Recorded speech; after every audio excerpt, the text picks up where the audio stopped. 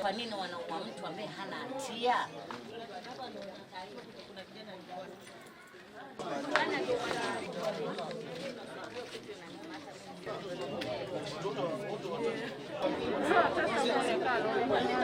Mtoto mdogo ambaye alikuwa anafanya mtihani wa form 4 ameuliwa bila sababu.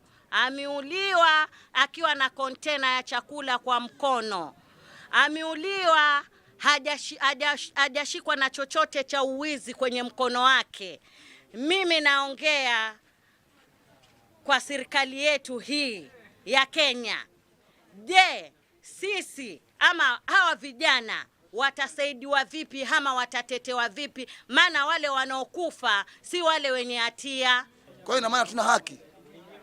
Tafadhalini serikali, tunataka haki itendeke. Haki itendeke kiupande wote.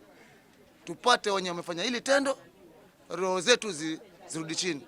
Roho zetu sasa ziko juu. Ni bahati kubwa pia wameweka serikali. Sasa ingekuwa kuna vitu vingine vimefanyika. Naomba serikali, tafadhalini, haki itendeke. Maana haviwezekani vitu kama hivi. Leo ni mwingine, kesho ni wangu, kesho ni wa mwingine, kesho ni wa mwingine.